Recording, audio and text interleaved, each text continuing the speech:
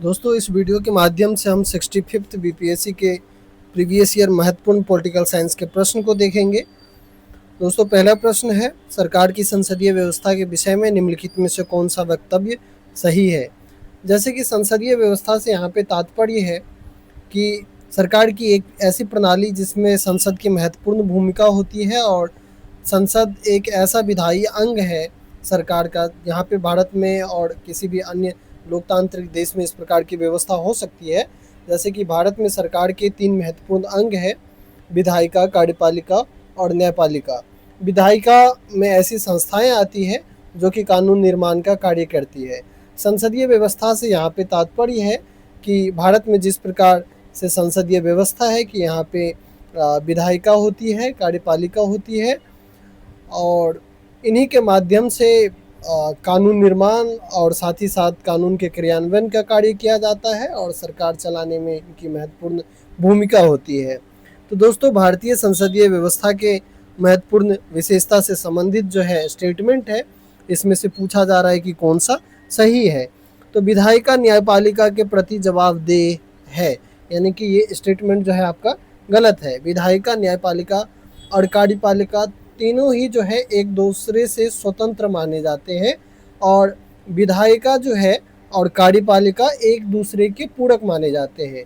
न्यायपालिका हमेशा विधायिका और कार्यपालिका से स्वतंत्र और निष्पक्ष मानी जाती है ताकि लोगों को न्याय मिल सके और न्यायपालिका की जो भूमिका है कि वो कानून का संरक्षण का कार्य करती है, तो उस कार्य को न्यायपालिका के द्वारा न्यायपूर्ण तरीके से किया जा सके। तो इसीलिए न्यायपालिका जो है भारत में वो कार्यपालिका और विधायिका से स्वतंत्र है और विधायिका और कार्यपालिका दोनों एक दूसरे का पूरक है और भारत में कार्यपालिका जो है वो विधायिका के प्रति उत्तरदायी माना जाता है। यानी कि कार्यपालिका या मंत्रिपरिषद तभी तक मंत्रिपरिषद कहलाती है जब तक मंत्रिपरिषद के पास में संसद में यानी कि विधायिका में बहुमत होता है।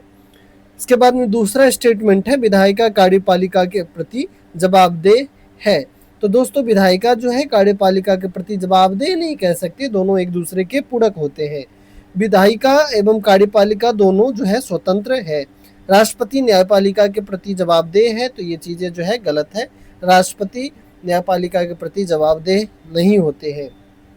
व्याख्या एक बार देख लेते हैं।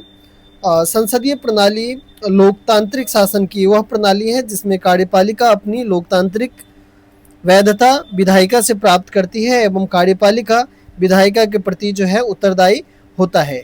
संसदीय प्रणाली में कार्यपालिका तथा विधायिका एक दूसरे के पूरक होते हैं। विधायिका न्यायपालिका के प्रति जवाबदेह नहीं होती है, यह विधानसभा लोकसभा के प्रति उत्तरदायी होती है। भारतीय संसदीय व्यवस्था की अगर बात की जाए तो भारतीय संसद सर्वोच्च विधायी अंग माना जाता है देश में, जिसके जो कि आर्टिकल 79 के तहत जो है इसे परिभाषित किया गया है कि भारत में संसद होगा जिसके तहत यहाँ पे 2 सदन है। आर्टिकल 80 के तहत जो है राज्यसभा है और आर्टिकल 81 के तहत जो है लोकसभा का प्रावधान किया गया है। जो राज्यसभा है यह उच्च सदन के नाम से जाना जाता है और लोकसभा निम्न सदन के नाम से जाना जाता है। साथ ही साथ राज्यसभा जो है अस्थायी सदन कहलाता है और लोकसभा जो है इनका कार्यकाल 5 वर्ष का होता है लोकसभा के सदस्य का, और लोकसभा जो है 5 वर्ष से पूर्व भी विघटित किया जा सकता है, परंतु जो राज्यसभा है इसके सदस्य हर एक 3 वर्ष पे जो है 2/3 सदस्य रिटायर्ड होते हैं और ये सदस्य जो है फिर से चुन लिए जाते हैं। तो इस प्रकार से जो है राज्यसभा एक अस्थायी सदन के रूप में कार्य करती है, राज्यसभा कभी भी भंग नहीं होता है। इसके बाद में यह है कि निम्नलिखित में से किसका निर्माण पंचायती राज व्यवस्था के तहत हुआ था। तो दोस्तों, खाप पंचायत कभी नहीं हो सकता है, जाति पंचायत भी नहीं हो सकता है और ग्राम पंचायत जो है आपका सही आंसर है इसका, जन पंचायत भी गलत है।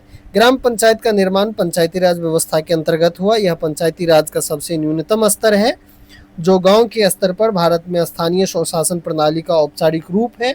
भारत में पंचायती राज व्यवस्था का जो शुभारंभ है 2 अक्टूबर महात्मा गांधी जी के जयंती के अवसर पे 2 अक्टूबर 1959 ईस्वी को हुआ।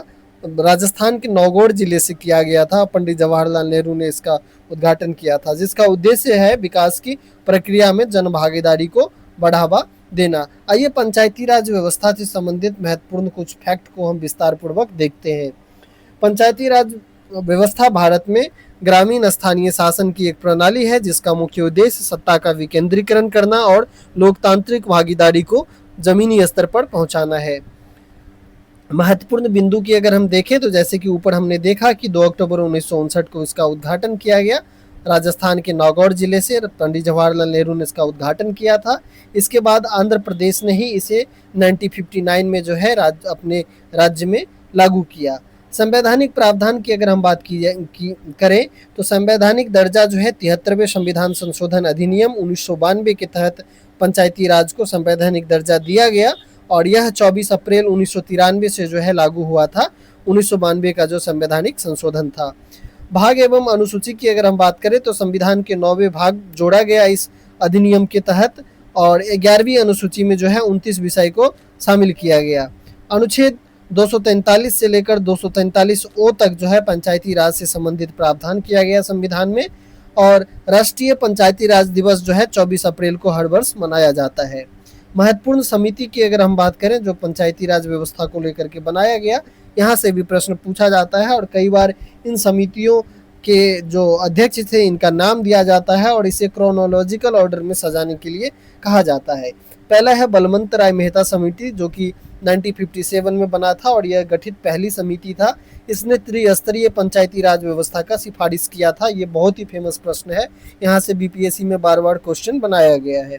अशोक मेहता समिति की बात करें तो ये द्विस्तरीय मॉडल की सिफारिश किया था और GV.K. राव समिति जो है प्रशासनिक व्यवस्था और गरीबी उन्मूलन कार्यक्रम पर बल दिया था और LM सिंघवी समिति की बात करें तो पंचायती राज संस्थाओं को संवैधानिक दर्जा देने की सिफारिश किया गया था।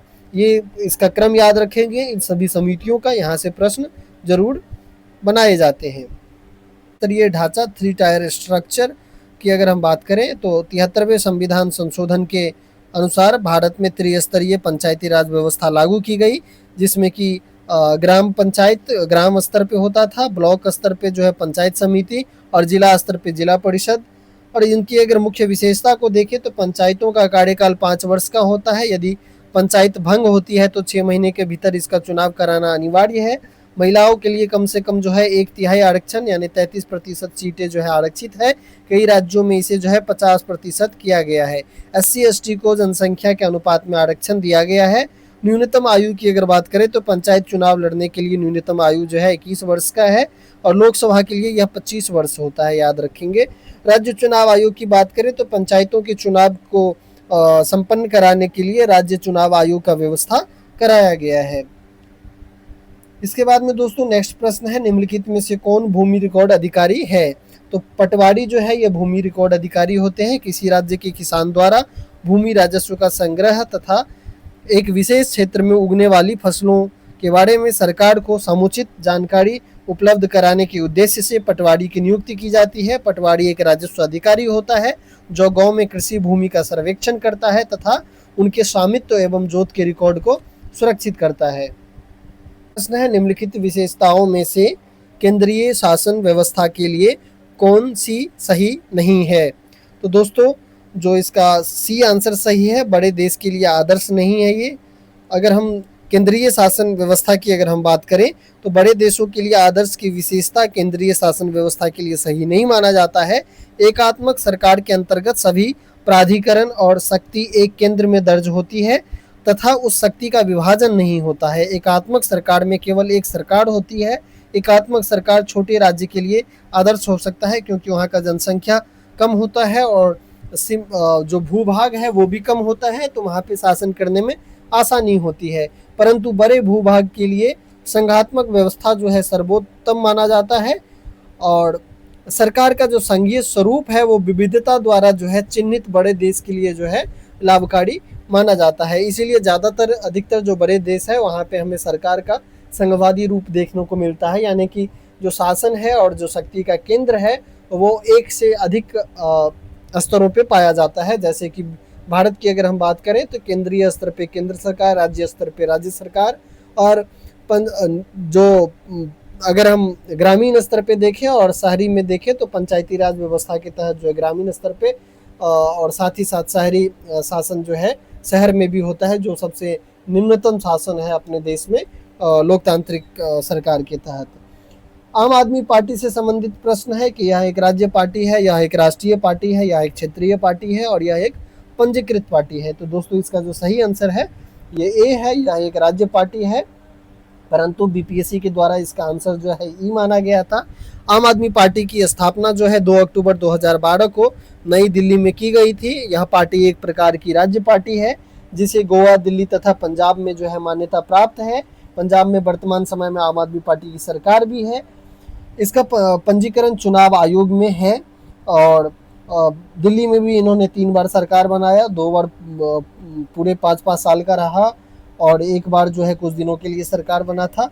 पार्टी ने राज्य विधानसभा के चुनाव में कुल सीटों का जो है 3% या 3% जो भी अधिक प्राप्त हुआ हो।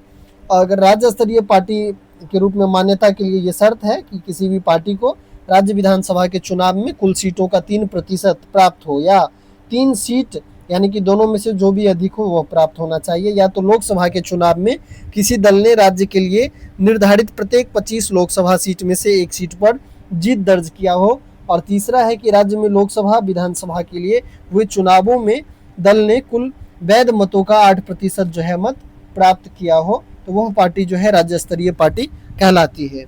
नेक्स्ट प्रश्न है, निम्नलिखित संवैधानिक उपचार में से किसे पोस्टमार्टम भी कहा जाता है। दोस्तों इसका सही आंसर है उत्प्रेषण रिट। उत्प्रेषण रिट जो है किसी वरिष्ठ न्यायालय द्वारा किसी अधीनस्थ न्यायालय या न्यायिक विभाग को अपनी अधिकारिता का उल्लंघन कर रहा हो तो रोकने के उद्देश्य से जारी किया जाता है। उत्प्रेषण रिट को पोस्टमार्टम के नाम से भी जाना जाता है। उच्चतम न्यायालय तथा उच्च न्यायालय द्वारा देश में कुल 5 प्रकार का रिट जारी किया जाता है, जिसमें उत्प्रेषण रिट जो है प्रमुख है। उच्चतम न्यायालय यह जो है आर्टिकल 32 जो कि फंडामेंटल राइट के तहत आता है, इसके तहत रिट जारी करता है, और जो उच्च न्यायालय है यह आर्टिकल 226 के तहत जो है रिट जारी करता है। दोस्तों आइए संवैधानिक उपचार के अधिकार को हम देखते हैं विस्तार पूर्वक, जो कि मैंने एनसीईआरटी बुक से यह लिया हुआ है। संवैधानिक उपचार का अधिकार वह साधन है जिसके द्वारा ऐसा किया जा सकता है कि अगर किसी व्यक्ति के मौलिक अधिकार का हनन होता है तो वो सीधे न्यायालय जा सकता है। डॉक्टर अंबेडकर ने इस अधिकार को संवैधानिक यानी कि संविधान का हृदय और आत्मा की संज्ञा दी। इसके अंतर्गत हर नागरिक को यह अधिकार प्राप्त है कि वह अपने मौलिक अधिकार के उल्लंघन किए जाने पर सीधे जो है उच्चतम न्यायालय या सर्वोच्च न्यायालय जा सकता है। सर्वोच्च न्यायालय या उच्चतम न्यायालय मौलिक अधिकार को लागू करने के लिए सरकार को आदेश और निर्देश दे सकते हैं। न्यायालय कई प्रकार के विशेष आदेश जारी कर सकते हैं जिन्हें प्रादेश या रिट के नाम से जाना जाता है। जो पहला रिट है वो है बंदी प्रत्यक्षीकरण। बंदी प्रत्यक्षीकरण के द्वारा न्यायालय किसी गिरफ्तार व्यक्ति को न्यायालय के सामने प्रस्तुत करने का आदेश देता है। यदि गिरफ्तारी का तरीका या कारण जो है गैर कानूनी या असंतोषजनक हो तो न्यायालय गिरफ्तार व्यक्ति को छोड़ने का आदेश दे सकता है। दूसरा है वो परमादेश है। यह आदेश तब जारी किया जाता है जब न्यायालय को लगता है कि कोई सार्वजनिक पदाधिकारी अपनी कानूनी और संवैधानिक दायित्व का पालन नहीं कर रहा है और इससे किसी व्यक्ति का मौलिक अधिकार प्रभावित हो रहा है। निषेध आदेश की अगर हम बात करें तो जब कोई निचली अदालत अपने अधिकार क्षेत्र का अतिक्रमण करके किसी मुकदमे की सुनवाई करती है तो ऊपर की अदालतें उसे ऐसा करने से रोकने के लिए निषेध आदेश जारी करता है। अधिकार परीक्षा की बात करें तो जब न्यायालय को लगता है कि कोई व्यक्ति ऐसे पद पर नियुक्त हो गया है जिस पर उसका कोई कानूनी हक नहीं है, तब न्यायालय अधिकार परीक्षा आदेश के द्वारा उसे उस पद पर कार्य करने से रोक देता है। उत्प्रेषण रिट की बात करें तो जब कोई निचली अदालत या सरकारी अधिकारी बिना अधिकार के कोई कार्य करता है तो न्यायालय उसे समक्ष विचाराधीन मामले को उससे लेकर के उत्प्रेषण द्वारा उसे ऊपर की अदालत या अधिकारी को हस्तांतरित कर देता है।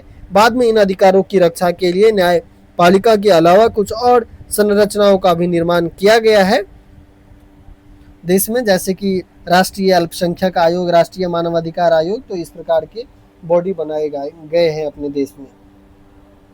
निम्नलिखित भारतीय राज्य में से किसकी राज्य विधानसभा में सदस्यों की संख्या जो है अधिक है। राज्य विधानसभा में अगर सदस्यों की संख्या की बात की जाए तो दोस्तों हिमाचल प्रदेश में जो है इन सभी राज्यों में से सर्वाधिक है।